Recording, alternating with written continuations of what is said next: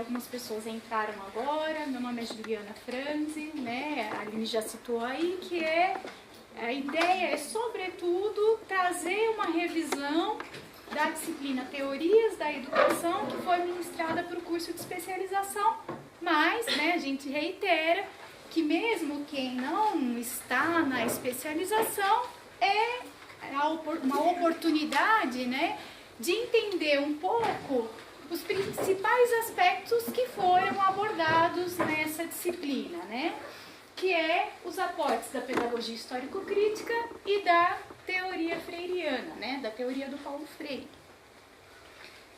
Eu vou aqui só retomar, né, para quem está no GEL, quais foram os blocos da disciplina, para depois a gente focar mais especificamente, para a gente identificar aqui, né, para os alunos do Engel, e já caminhar para o trabalho, né, para a abordagem dessas temáticas que são o título da palestra, né? Então, o primeiro bloco foi um exame crítico e reflexivo sobre as distintas teorias e métodos da educação contemporânea. O bloco 2, a dimensão ético-política do ato educativo. O bloco 3, fundamentos da pedagogia da libertação e da pedagogia histórico-crítica. E o bloco 4, problematização dos conceitos que perpassam o campo educacional, ensino, aprendizagem, relação professor-aluno, currículo, planejamento, avaliação e formação docente. De modo geral, por que eu trago a reflexão dos aportes da pedagogia histórico-crítica e da pedagogia da libertação do Paulo Freire? Porque se nós pegarmos, né, do bloco 1, por exemplo, a leitura principal para se trabalhar as diferentes perspectivas no campo da educação, ela foi feita via uma obra bastante conhecida no campo da educação.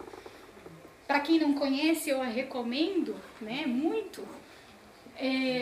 Escola e Democracia, do Demerval Saviani, que é, no Brasil, né, um autor extremamente importante, é um grande autor que formula a pedagogia histórico-crítica, né? Ele é um autor que é professor da Unicamp. Nós tivemos recentemente a oportunidade de tê-lo aqui em Diamantina, salvo engano foi em 2015, né? Não sei se alguém chegou aí à palestra do Saviani, não sei se alguém o conheceu pessoalmente. Enfim, né? Esse autor é um autor que, por meio dessa obra, Escola e Democracia, nos dá, né, um leque, né, das diferentes perspectivas no campo da educação. E quais são elas, né? Ele vai falar da pedagogia tradicional, da pedagogia nova e da pedagogia tecnicista, considerando-as como teorias não críticas no campo da educação. E por que são não críticas no campo da educação? Porque são teorias, né, são perspectivas que desconhecem as delimitações sociais do fenômeno educativo. Ou seja, é como se a escola fosse uma redoma que ela pudesse transformar a sociedade sozinha, né? Que ela não sofre com os condicionantes sociais que são externos à escola. É como se a escola fosse uma redoma e que o trabalho na escola pudesse se dar por si mesmo, né? Então, por isso que ele vai chamar de teorias não críticas. E as chamadas teorias críticas? A teoria crítico-reprodutivista, diferente, né? Por que ele fala pedagogia tradicional, pedagogia nova, pedagogia tecnicista, e de modo distinto ele fala teoria crítico-reprodutivista? Porque aqui ele vai dizer que, diferente dessas perspectivas teóricas, que obviamente tem um embasamento teórico, mas também tem proposições para a prática, aqui na perspectiva crítico-reprodutivista isso não se dá. É um corpus teórico que não tem nenhuma preocupação em fazer proposições práticas, didáticas e metodológicas para o campo da educação. Vou explicar melhor isso. E, embora ele não fale nessa obra de modo mais específico sobre a pedagogia histórico-crítica, é nessa obra que a gente tem o bojo da formulação que ele vai desenvolver em obras de modo mais claro, né? Em outras obras posteriores, como, por exemplo, pedagogia, histórico-crítica, primeiras aproximações. E nós temos no Brasil, hoje, um movimento bastante forte, com uma série de intelectuais muito reconhecidos no campo da educação, que, notavelmente, pertence a essa perspectiva da pedagogia histórico-crítica. Vamos lá, eu vou voltar nessas diferentes perspectivas, né? Quando ele fala em pedagogia tradicional, o que é a pedagogia tradicional? Né? O que ele vai descrever lá sobre a pedagogia tradicional? Grande parte, né, de nós aqui, podemos até dizer assim, eu não sei direito o que é essa perspectiva teórica, como que se descreve essa perspectiva teórica. Mas muito provavelmente, né, a despeito de todo o movimento que houve no sentido de desconstrução dessa perspectiva teórica, nós, ainda a nossa geração, e ainda nas escolas, muito do que a gente vê é da pedagogia tradicional. Né? Então ele vai descrever a ampliação, né, sobretudo numa sociedade burguesa, o reconhecimento da escola de massas, né, a ampliação do ensino para diferentes clientelas, né, e um ensino que se centra sobretudo na dimensão dos conteúdos, um professor que fica à frente, como eu estou aqui palestrando, um aluno que é uma perspectiva, uma ideia de aluno que é mais passiva, que recebe o conhecimento, e o essencial era contar com um professor bem preparado, que transmitisse esse conteúdo, a organização das salas, tal como costumeiramente a gente ainda está acostumado, mesmo na universidade, né? Mesmo na universidade, é certo que a gente busca diferentes organizações, fazer uma roda de conversa, né? Romper com esse modelo de uma cadeira atrás da outra, mas, majoritariamente, nós ainda temos esse modelo educacional de uma escola tradicional, né? Qual que é o grande foco de análise do Xavier? É, sobretudo, nessa mudança aqui, nessa ruptura que se dá da pedagogia tradicional para a pedagogia nova, né? E é nesse sentido que ele vai se reportar ao Manifesto dos Pioneiros da Escola Nova, né? Então, só vou fazer uma síntese aqui, né, sobre o que ele fala da pedagogia tradicional. Ele diz assim, o direito de todos à educação decorria de um tipo de sociedade correspondente aos interesses da nova classe que se consolidaram no poder, ou seja, a burguesia. E o reconhecimento de que era necessário expandir o acesso à educação, né? Isso na perspectiva tradicional. Então, o papel da escola era difundir a instrução, transmitir os conhecimentos acumulados pela humanidade e sistematizados logicamente. A escola, nessa perspectiva, da perspectiva tradicional, organiza-se como uma agência centrada no professor, né? Então, essa ideia de que o professor está à frente e transmite o conhecimento, o qual transmite, segundo uma graduação lógica, o acervo cultural aos alunos. A esses cabe assimilar os conhecimentos que lhes são transmitidos. E aí, né, o fundamental de tudo, o essencial, era contar com um professor razoavelmente bem preparado. Qual é a questão, né? Essa perspectiva da pedagogia tradicional, ela começa a ser amplamente questionada via, no Brasil, né, Manifesto dos Pioneiros da Escola Nova, em 1932. Quem já ouviu falar sobre o Manifesto dos Pioneiros da Escola Nova em 1932? Não? Tá. O Saviani mais ou menos descreve, eu não me lembro se ele chega a falar exatamente do manifesto, mas de modo geral, o que tem como pano de fundo na descrição dele é o impacto que essas ideias causam para o campo da educação, né? Então, a pedagogia tradicional, ela passa a ser exposta às críticas, né? E aí ele diz assim, a referida escola, na perspectiva da pedagogia tradicional, ela não logrou a universalização, que era algo que se desejava, né? Nem todos nela ingressavam, e mesmo os que ingressavam, nem sempre eram bem-sucedidos. Que é a questão, né, que diversos autores vão discutir, que essa escola tradicional, que privilegia sobretudo o conteúdo, ela expulsa ou causa a evasão de diversos alunos, né? Porque quem é que vai ter mérito nessa perspectiva? Em geral, os alunos que vêm das classes mais favorecidas. Aí tem uma série de obras que faz essa análise, que vocês inclusive chegaram a ler na disciplina, por exemplo, a obra da Maria Helena de Souza Pato, que é um clássico, não vou me lembrar o nome agora.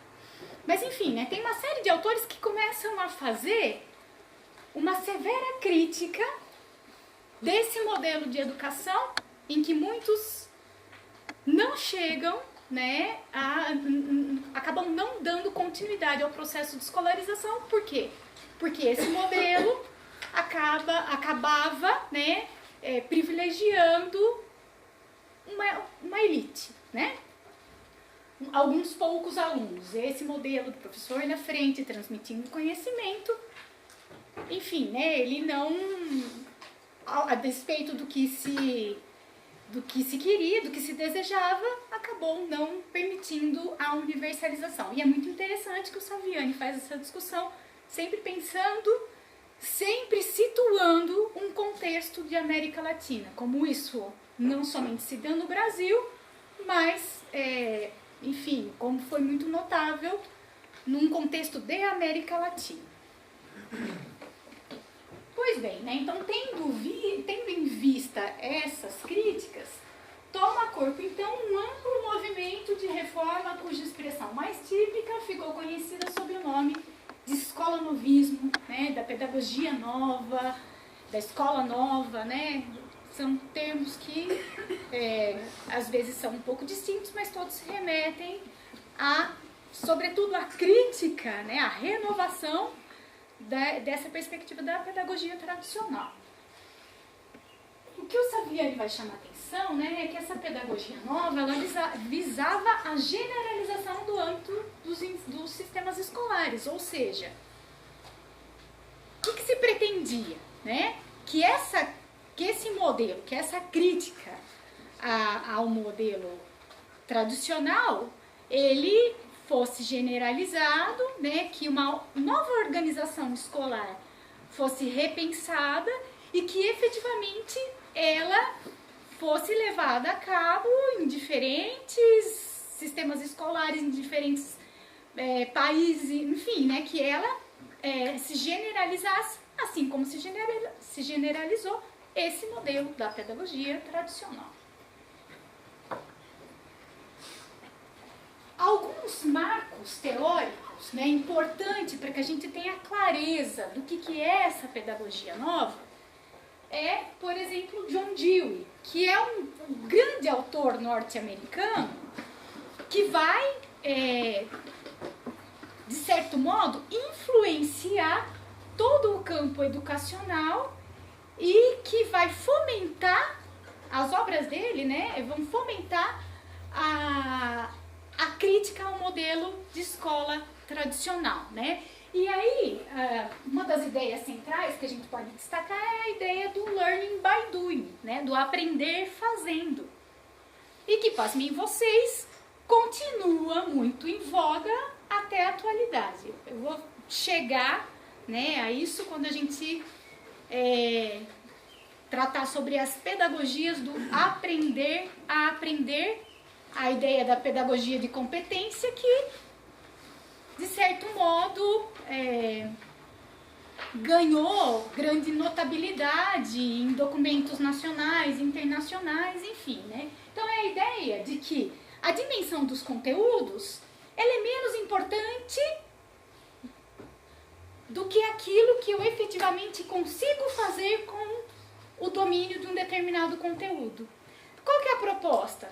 Trabalho em pequenos grupos, né, com um professor que ele deixa de ser o professor e assume uma postura de orientador, de mediador, né?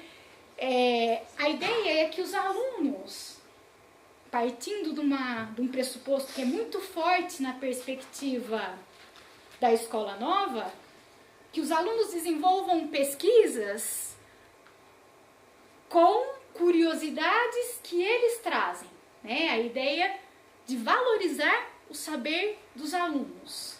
E a partir disso, os próprios alunos assumindo uma postura ativa, portanto, muito distinto da pedagogia tradicional, em que o aluno assume uma postura mais passiva, o aluno vai desenvolver pesquisa contando, não com uma figura do professor, mas de um orientador que vai lhes ajudar a fazer, né, essas investigações.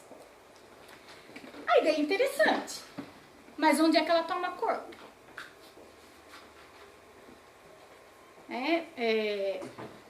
Se nós observarmos, ela não se concretizou na escola pública. Por quê? A escola pública não tem estrutura para que isso seja feito. Não tem.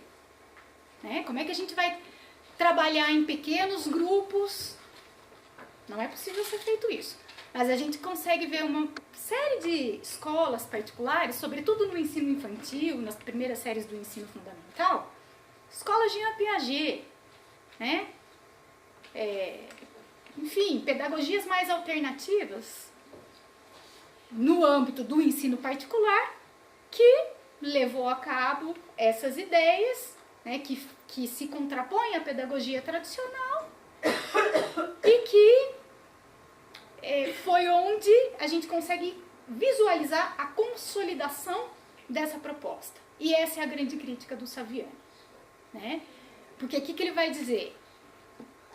Esse movimento da escola nova foi importante, foi fundamental. Né? E a perspectiva desse autor é que ele compartilha de uma série de críticas, né? Também à pedagogia tradicional. Né? A educação não pode ser só memorização. Só que a grande questão é que esse discurso desmantelou a escola pública. Né? E, sobretudo, minimizou a valorização da dimensão dos conteúdos. Né? E essa é a chamada de atenção que ele nos dá. Né? Então, no Brasil, essa ideia, esse movimento da escola nova, ele se consolida em 1932 como o Manifesto dos Pioneiros da Escola Nova, levado à frente, sobretudo, mas não só por eles, pelos conhecidos três cardeais da educação, que é o Anísio Teixeira, Lourenço Filho e Fernando de Azevedo. Salvo engano, foi um manifesto que foi assinado por 23 signatários, salvo engano, tá? Acho que eram 20 homens e 3 mulheres, dentre as mulheres Cecília Meirelles, enfim, foi um movimento amplo de contradição, né, de crítica à perspectiva da pedagogia tradicional e, no contexto brasileiro, somado a algumas lutas, né, que se explicitavam nesse documento, que fazia todo sentido, porque lá em 1932 a grande luta, né, desse manifesto foi chamar atenção para a necessidade de uma educação pública, gratuita e de qualidade, que ainda nós não tínhamos, né, a gente não havia conquistado esses 3 eixos da educação e, enfim, né, estamos nessa luta ainda. Então, algumas reflexões do Saviani sobre a escola nova, né? A organização escolar teria que passar por uma sensível reformulação, o professor agiria como um estimulador e orientação da aprendizagem, né, e não como um professor, cuja iniciativa principal caberia aos próprios alunos. Cada professor teria de trabalhar com pequenos grupos de aluno e o ambiente deveria ser estimulante, portanto, dotado de materiais didáticos, ricos, biblioteca de classe, etc. Em suma, a feição das escolas mudaria seu aspecto sombrio, disciplinado, silencioso e de paredes opacas, assumindo um ar alegre, movimentado, barulhento e multicolorido. E aí é extremamente interessante, já na perspectiva crítica, né, que o Saviano traz, que ele diz assim, a pedagogia nova, o que ela acabou estimulando foi um deslocamento dos eixos do conteúdo cognitivo para os métodos do processo de aprendizagem, né?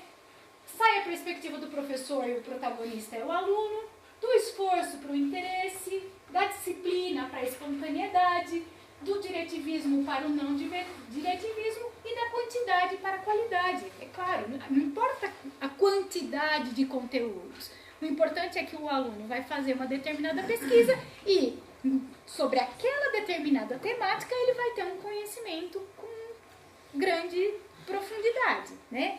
E aí, já ao final da obra Escola e Democracia, por exemplo, ele vai apresentar algumas teses. E uma das teses que ele explicita é: ensino não é pesquisa. Ensino não é pesquisa. Escola Nova errou. Uma coisa é o ensino, outra coisa é a pesquisa, né? Tanto que na universidade nós temos tripés muito claros, né? A dimensão do ensino, a dimensão da pesquisa, a dimensão da extensão. E aí a crítica que ele faz é: a Escola Nova transformou o ensino em pesquisa. E não pode ser só, né? Então, em suma, trata-se de uma teoria pedagógica que considera que o importante não é aprender, mas aprender a aprender.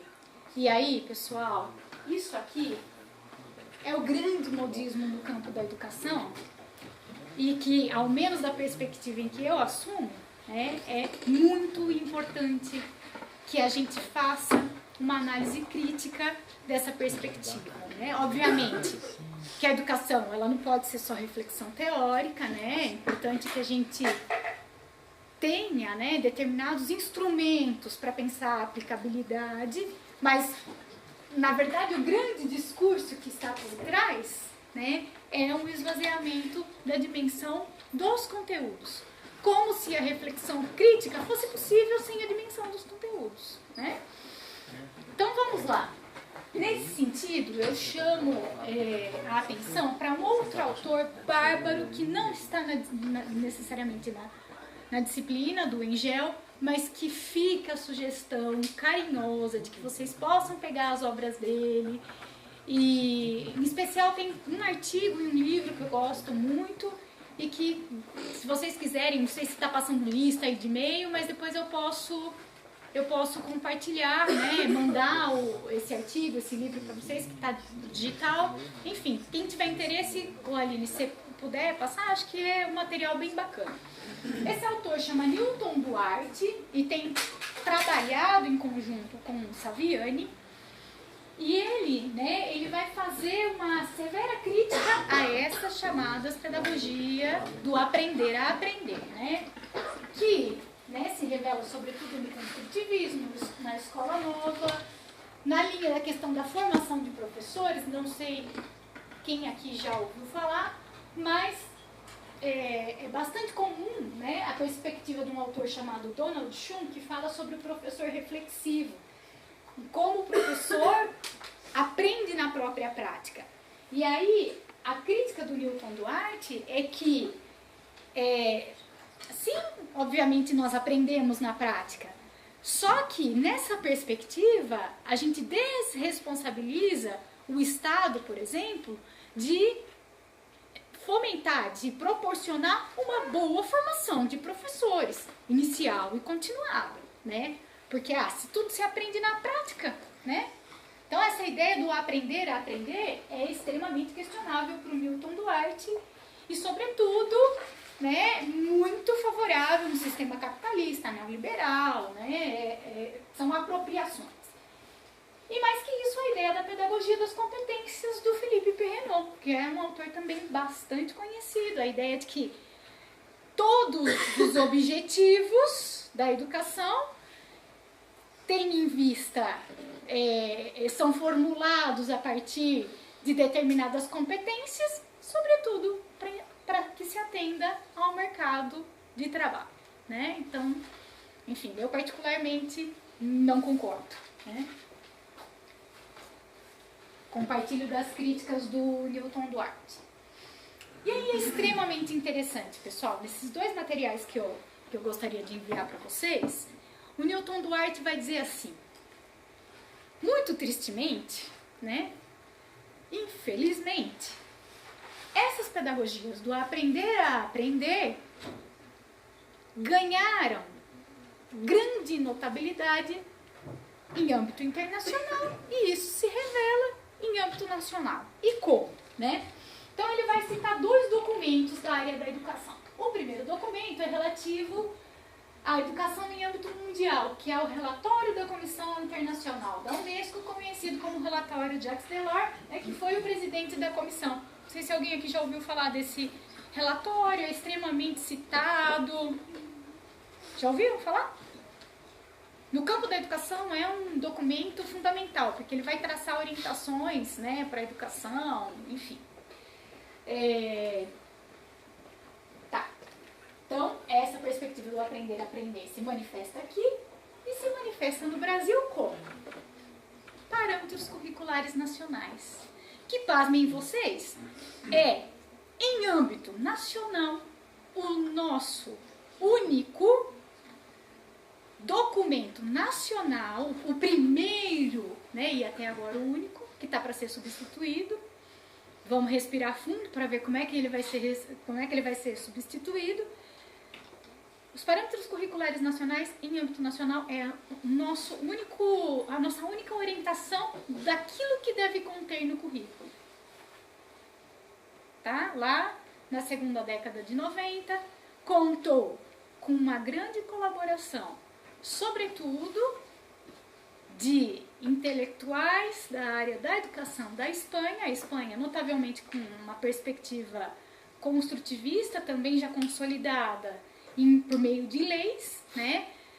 Foi feita uma ampla consulta pública para que se chegasse à elaboração dos parâmetros curriculares nacionais, contou com um amplo debate entre os intelectuais da educação, contou com os estudiosos da Espanha, né, sobretudo os que vinham com uma perspectiva construtivista, e é um dos documentos, né, no qual a gente verifica, né, que se explicita essa ideia do aprender a aprender, a perspectiva construtivista, sobretudo, como o viés que orientou a elaboração de todo o documento, né? Não sei se vocês estão acompanhando, os parâmetros curriculares nacionais, eles não são obrigatórios. Eles são orientações. Não é obrigatório que o professor siga, né, arrisca rigidamente o que está proposto pelos PCNs. Não é obrigatório. Qual é o movimento que nós estamos vivendo agora? Que tende a substituir os parâmetros curriculares nacionais. A base comum curricular nacional, né? Com todos os embrólios, né? Com todas as indas e vindas, né? Que esse documento, com todas as polêmicas, né? Com que esse documento vem sendo elaborado nesse contexto, né? Então vamos lá, voltando para o relatório, o de âmbito internacional, lá em 1998, o relatório da Comissão Internacional da Unesco, conhecido como relatório Jacques Delors. Isso aqui eu imagino que vocês já tenham ouvido falar, né, quando se trata do campo da educação. Quais são os 4 pilares da educação? O aprender a conhecer, o aprender a fazer, o aprender a conviver e o aprender a ser, né? Então, as pedagogias do aprender a aprender, que o Newton Duarte, né, o Newton Duarte, o próprio Saviani, vão apresentar uma visão crítica no sentido de que essa perspectiva, né, ela busca, ao menos em âmbito teórico, valorizar essa perspectiva construtivista do aprender a fazer, do aprender a ser, a perspectiva de que o aluno é um sujeito ativo e acaba por desestimular, né? Tira-se o foco na dimensão do conteúdo e o importante é, sobretudo, os métodos, né? Uma mudança nos métodos educacionais, que permita uma postura mais ativa dos alunos. E aí os parâmetros curriculares nacionais, né? O que eu já comentei, infelizmente o que predominou foi uma abordagem psicologizante, né? Não há problema que a área da psicologia da educação pudesse contribuir na elaboração desse documento. Mas a arguição que se faz por diversos autores que analisam os parâmetros curriculares nacionais é que só se contou com a perspectiva da psicologia e mais que isso, né? A do viés construtivista. Né? Não é da pedagogia histórico-cultural, por exemplo, da psicologia histórico-cultural com Vygotsky, né? Majoritariamente predominou a perspectiva construtivista como única orientação teórica, sem se levar em consideração o campo da sociologia da educação, da história da educação, da filosofia da educação, e o predomínio foi sobre tudo isso. A perspectiva construtivista como a orientação principal para a elaboração dos parâmetros curriculares nacionais.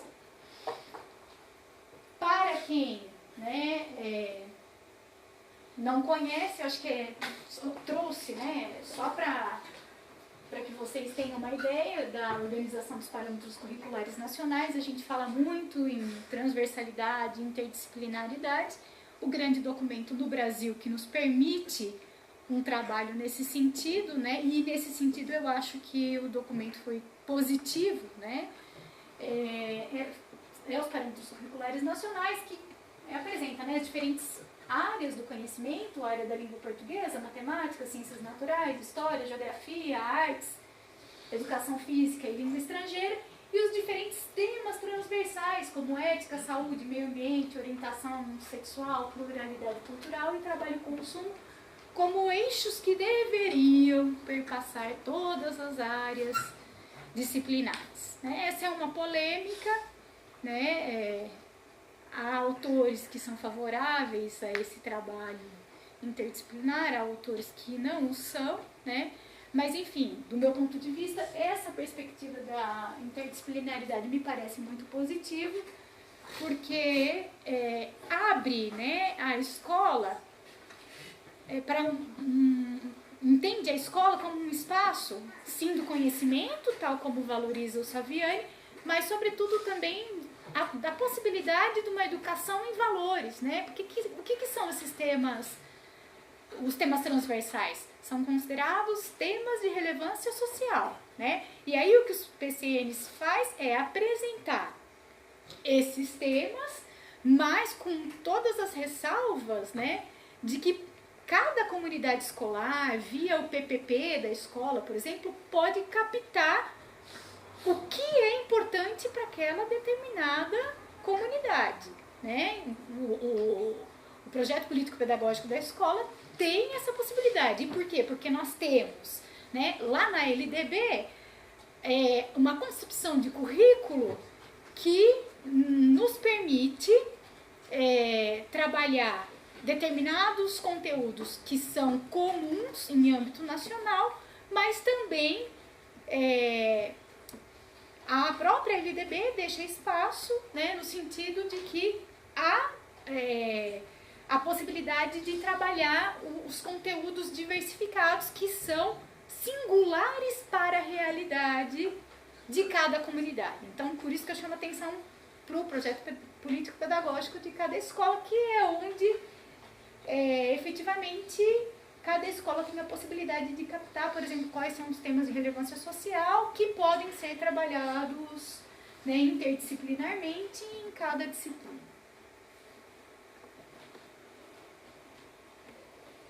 Enfim, né, para sintetizar o que eu já, de certo modo, comentei com vocês, a posição do Saviani vai ser a de que a escola nova não é democrática, né? E aí ele diz assim: os homens do povo, o povão, como se costuma dizer, continuaram a ser educados basicamente segundo o método tradicional. E mais que isso, não só continuaram a ser educados à revelia dos métodos novos, como também jamais reivindicaram tais procedimentos.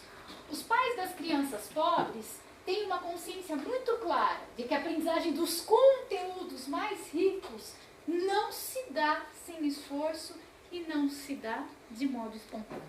Né? E nisso eu concordo plenamente com a perspectiva do Saviano. Né? Ou seja, o que não sei se vocês conhecem a teoria da curvatura da vara do Saviani, se alguém já ouviu falar. Que ele, inclusive, fala no Escola e Democracia.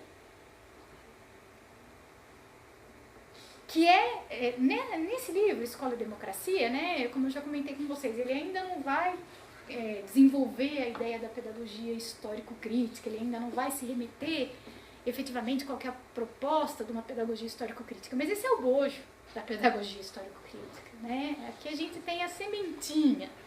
Por quê? O que é a teoria da curvatura da vara?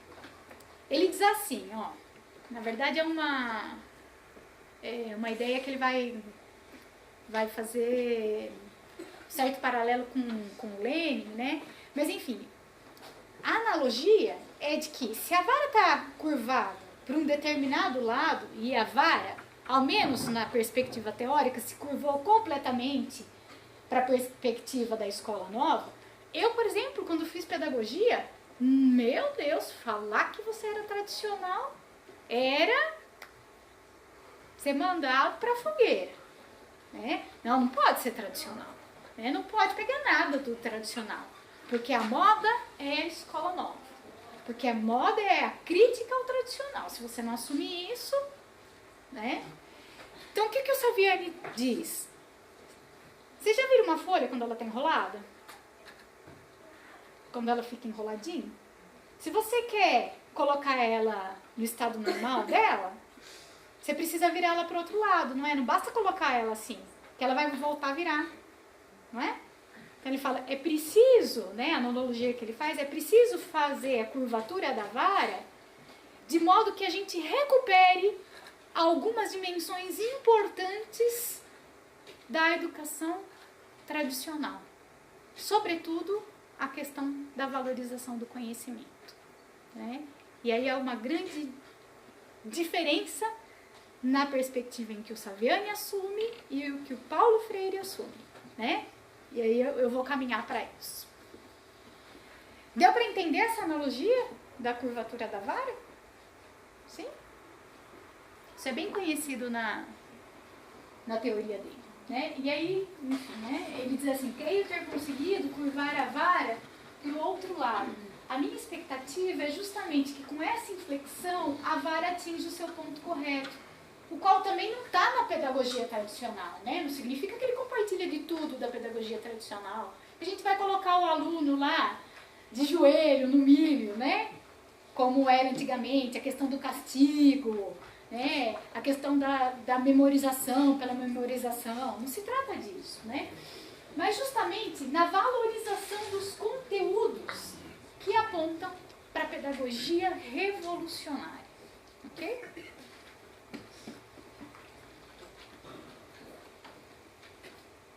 E aqui eu caminho para a reflexão sobre o Paulo Freire. Que vocês, do Engel, por exemplo, tiveram uma oportunidade de ver, sobretudo na obra Pedagogia do Oprimido, né? Que o pessoal da professora Rosana, como você me comentou, vocês fizeram diferentes leituras, né? Cada aluno ficou à vontade para ler diferentes obras do Paulo Freire, não é isso? Tá, então vamos lá. Nas próprias obras, né, do Saviani, não é comum a gente encontrar muitas referências ao Paulo Freire. Não é comum. São poucas as obras que ele se remete ao Paulo Freire. Tá? Mas há, de certo modo, uma tensão que eu particularmente busco evitar, né?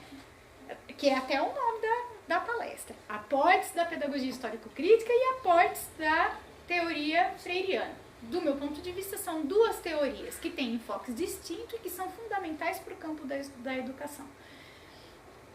O próprio Saviani não cita muito Paulo Freire, mas eu fui buscar, né, duas citações lá no Escola e Democracia, que ele diz assim: olha, se O principal problema da pedagogia nova está no efeito discriminatório. Surge então a questão: os métodos novos não seriam generalizáveis?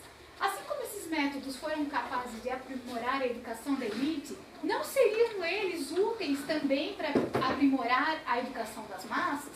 É nessa direção que surgem tentativas de constituição de uma espécie de escola nova popular, né? E o exemplo dessas tentativas é a pedagogia do Freinet, por exemplo, na França, e o movimento Paulo Freire de educação no Brasil, né? Então vejam a correlação que ele faz, e não só ele, mas diversos autores, de certo modo, aproximam a perspectiva do Paulo Freire a perspectiva construtivista, a escola novista, ok? E aí, ele diz assim, né? Em outro trecho ele diz assim: partes da crítica à pedagogia tradicional, que é a pedagogia bancária, né, do Paulo Freire, caracterizada pela passividade, transmissão dos conteúdos, memorização, verbalismo, etc., e advoga-se uma pedagogia ativa, centrada na iniciativa dos alunos, no diálogo, na relação dialógica, na troca de conhecimentos. A diferença, entretanto, em relação à escola nova propriamente dita, consiste no fato de que o Paulo Freire se empenhou em colocar essa concepção pedagógica a serviço dos interesses populares. Seu alvo inicial foi, com efeito, os adultos analfabetos. Então vejam bem o que o Saviani está dizendo aqui. De modo claro, ele está dizendo que quando Paulo Freire faz uma severa crítica à educação bancária, né, sobretudo lá em Pedagogia do Oprimido, que ele vai dizer o que é educação bancária? É um professor que transmite, que deposita o conhecimento na mente do aluno. O aluno é um sujeito passivo. No fundo, né, o que o Saviani está chamando a atenção é que o Paulo Freire está se aproximando da perspectiva da escola nova, né? E aí, a questão é, em o Saviani assumindo uma crítica tão severa à escola nova, me parece que fica aí uma tensão de que essa crítica se estende também à proposta freiriana, ok? Mas eu vou voltar a isso e lá ao final a gente fecha com as distinções, né, dessas diferentes perspectivas. A perspectiva da pedagogia histórico-crítica e a perspectiva do Paulo Freire. Sobre o método de alfabetização do Paulo Freire, eu vou passar mais rapidinho. É majoritariamente o que é mais conhecido do Paulo Freire, né? Mas que vale ressaltar que quando Paulo Freire desenvolveu de modo mais notável o trabalho dele de alfabetização, né, que ele ganhou grande notabilidade, foi logo ao início da trajetória enquanto intelectual, né? Pouco antes do golpe, né? E razão pela qual, sobretudo, pela grande notabilidade, pelo protagonismo que ele ganhou, é um motivo que o leva ao exílio, né? Mas enfim, quando se fala em Paulo Freire, é muito comum a gente fazer referência ao método de alfabetização dele, né? E como é que se fazia, como é que se dava o método de alfabetização, né? Em primeiro lugar, né, o Paulo Freire trabalhava com uma equipe que ia às comunidades e fazia uma pesquisa sobre o universo vocabular mínimo daquela comunidade. Então, palavras que eram significativas para os sujeitos daquela comunidade, né? E essas palavras foram consideradas as palavras geradoras, porque pequenos chamados círculos de cultura, elas geravam o debate. E essa era a perspectiva, de que não era a alfabetização pela alfabetização, uma alfabetização mnemônica, né? Só pautada na memorização, mas que, sobretudo, geravam um diálogo e que possibilitavam a conscientização crítica.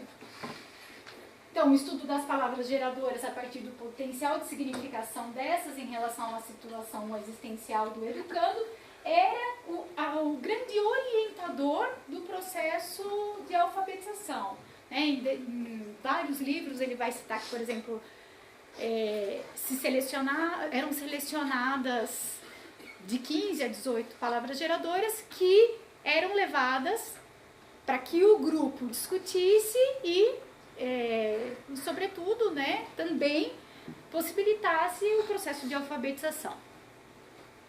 Então, a partir dessa análise, fazia essa apresentação das palavras ao grupo, os participantes eram desafiados a compreender as situações codificadas, né, isso é, que eles apareciam como enigmáticas. Então, o exemplo mais comum é a palavra tijolo. Não sei se você já, para quem já leu alguma obra do Paulo Freire, se já viu esse exemplo. A gente no campo da pedagogia está até cansado desse exemplo, né, Adriana? Mas enfim, que foi num contexto de construção, né, com um grupo de trabalhadores, de pedreiros, que eram levados a discutir a palavra tijolo. Qual a grande discussão que se fazia? Tá, eles estavam servindo de mão de obra para a construção de diversas moradias, né? Mas e eles mesmos?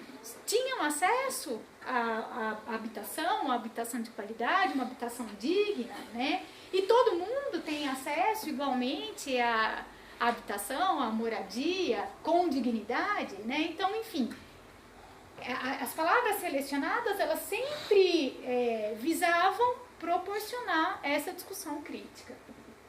Então, aí, né, a análise crítica da palavra apresentava-se em geral a palavra escrita, né, por inteiro, o que já é no campo da alfabetização muito distinto, né, porque se a gente pegar majoritariamente os métodos de alfabetização e sobretudo aqueles com as crianças, como é que a gente aprende? Como é que vocês aprenderam? As letras, para depois aprender as sílabas, para depois formar as palavras. Com Paulo Freire era distinto, né? Ele apresentava a palavra, ia para o debate nos círculos de cultura e depois é que se apresentava as famílias silábicas. Então, o método não se restringia à aprendizagem da leitura e da escrita, mas buscava proporcionar instrumentos para a leitura crítica do mundo por meio da leitura das palavras, né? Tem até essa é uma expressão conhecida, né, do Paulo Freire, a leitura do mundo, leitura da palavra. Tem até um livro dele que é escrito em coautoria, que eu não vou me lembrar qual é o autor, mas que é título do livro, né, Leitura do Mundo, Leitura da Palavra. Então, os círculos de cultura e o método de alfabetização de Paulo Freire permitiam a decodificação das situações existenciais por meio desse diálogo nos círculos de cultura, a apresentação das fichas de descoberta, no qual as palavras eram apresentadas, estando decompostas em famílias fonéticas. Então, é aqui que se fazia a decomposição. A apresentação da família fonética de cada uma das sílabas, né? Então, por exemplo, tijolo. Pegava lá, se apresentava a palavra ti, né, separado, tijolo, e aí o ti pegava a família do ti, tá, te, ti, to, tu, tá? E o mesmo com as demais sílabas. A apresentação das vogais e a formação de novas palavras a partir de todas as sílabas apresentadas. Por isso que eu gosto de ter sempre lousa. Em qualquer lugar que eu vou apresentar, eu gosto de ter lousa, porque eu já mostrava para vocês. Porque, por exemplo, aí quando a gente desmembra todas as famílias, né, dá para formar, a ideia era que os educandos formassem, com a junção dessas sílabas, outras palavras, tá? Então, vou pegar aqui o exemplo, que é sempre fácil, porque a gente já tem ele em mente, né, Adriana? Mas, por exemplo, dá para formar luta. Dá mais exemplos aí, Adriana, me ajuda aí. Tá dando para entender como era feito, pessoal? Sim. Enfim, aí então a ideia era que a partir dessas famílias se formassem outras palavras, que eles pudessem fazer esse exercício de formação de outras palavras. Uma coisa interessante é que essas palavras também elas eram selecionadas sem conter as sílabas complexas, né? Com o L no meio, o R no meio, eram sempre as sílabas simples inicialmente, então, tá? Porque faz parte do dígrafos. Não no início, não no início. Tá. Uma coisa um elemento extremamente interessante para a gente pensar sobre a pedagogia do Paulo Freire, e que é bastante polêmico, né? É como esse início, né? Não é casualidade começar pelo método, mas me parece extremamente entender que o Paulo Freire tem uma trajetória que tem, obviamente, diferenciações entre as obras que ele produziu no início da sua trajetória e um grande marco, né, sobretudo na pedagogia do oprimido, né, que eu queria indicar para vocês a leitura de um texto do Tomás Tadeu da Silva, que ele já vai fazer a reflexão sobre a pedagogia histórico-crítica e a pedagogia do Paulo Freire. O texto chama Pedagogia dos Conteúdos versus Pedagogia do Oprimido. Olha só que interessante, porque tema central aqui da nossa palestra. O texto é do Tomás Tadeu da Silva e chama Pedagogia dos Conteúdos versus Pedagogia do Oprimido. Pessoal, tudo isso, se vocês quiserem, eu posso passar e aí vocês compartilham esse material, ok? O que o Tomás Tadeu da Silva vai falar nesse texto, mas não só ele, há diversos autores que fazem essa análise, né? Ele vai dizer assim, no início da obra do Paulo Freire, a ideia central, né, que influenciou o desenvolvimento da tese do Paulo Freire, é a ideia da ideologia desenvolvimentista, né? E aí tem um outro texto bastante polêmico também, que para quem quer se aprofundar nas leituras do Paulo Freire vale muito a pena, um texto difícil de se conseguir, mas eu acho que eu até consigo compartilhar com vocês, de uma autora chamada Vanilda Paiva. Ela critica firmemente o início da trajetória do Paulo Freire, sobretudo por estar ligado à ideia das teorias com a qual ele lidava, está ligado à ideia da ideologia do nacionalismo desenvolvimentista.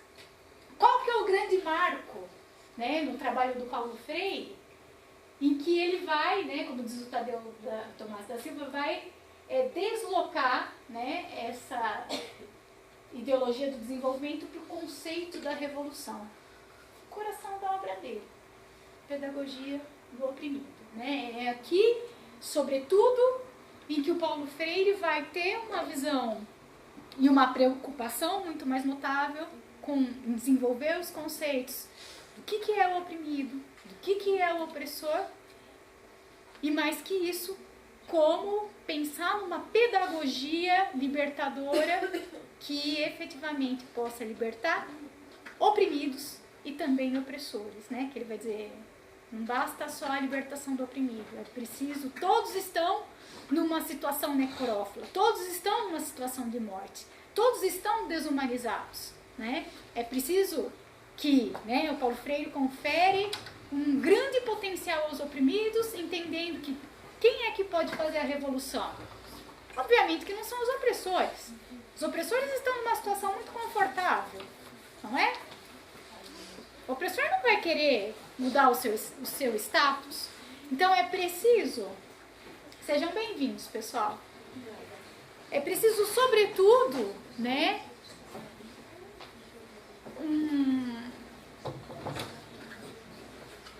um processo dialógico, educativo,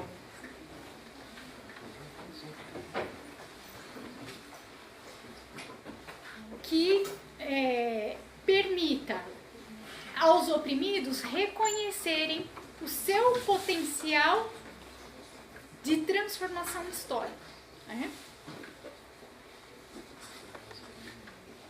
E aí vamos lá, então, as ideias centrais da pedagogia do oprimido, né? Ele diz assim, sobre o processo de libertação. Ele vai falar sobre a relação entre o ser mais. Quem que é o ser mais? Obviamente, os opressores, que se consideram como mais porque tem mais, né? tem mais acesso aos bens materiais. E os ser menos, né, que são os oprimidos. Para ser mais, para o ser mais, né, ser mais é ter mais, ou seja, para ser é preciso ter posses materiais. A partir daí, os opressores transformam tudo em objeto do seu domínio. O que acontece então, né? Nessa relação, há um processo de coisificação, de desumanização dos oprimidos, obviamente, isso fica claro, mas não só dos oprimidos. A formulação do seu pensamento, ele não se ampara numa perspectiva única. É certo que nós temos diversas teses, dissertações, que fazem, por exemplo, análise do pensamento do Paulo Freire a partir do pensamento marxista, sempre relacionando com a base marxista que embasou o trabalho do Paulo Freire, né? Tem diversos teóricos que brigam. Não, a gente não pode esquecer que o Marx é o fundamento principal que dá a base para o Paulo Freire desenvolver a pedagogia do oprimido. Qual que é a minha compreensão? Que sim, né? Obviamente a perspectiva marxista notavelmente está ali, né?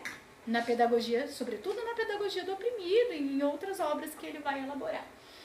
Mas é interessante, né, que na pedagogia da esperança, ele mesmo vai indicar alguns outros autores que colaboraram de modo muito notável para a elaboração do pensamento dele, né? E ele vai dizer assim, o Marx, o Lukács, o Fromm, o Gramsci, Fanon, Memmi, Sartre, Kozik, Agnes Heller, Merleau-Ponty, né? Que é um autor da fenomenologia, né? Ou seja, Paulo Freire reconhece que a fenomenologia contribuiu para o trabalho dele. A Simone Weil, a Hannah Arendt, Marcuse, são autores que contribuíram para a formulação do pensamento do Paulo Freire. Agora, isso é muito distinto se a gente pegar a pedagogia histórico-crítica, né, que é muito mais ortodoxa, né, muito mais rígida na sua base teórica, né, e aí, notavelmente, a perspectiva é de uma base marxista, né, e aí eu finalizo com o Newton Duarte dizendo o seguinte: a pedagogia histórico-crítica exige por parte de quem a ela se alinhe um posicionamento explícito perante a luta de classes e, portanto, perante a luta entre o capitalismo e o comunismo. Quem prefira não se posicionar em relação à luta de classes não poderá adotar de maneira coerente essa perspectiva pedagógica. Então, ele é categórico.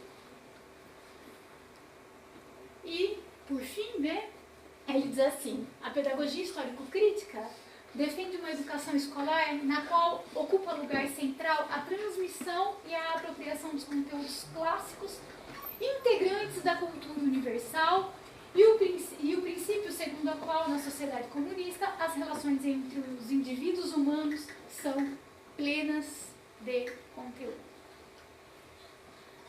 Qual é a distinção que me parece haver, né, os diferentes enfoques, né, entre a pedagogia histórico-crítica e a perspectiva da pedagogia libertadora, né?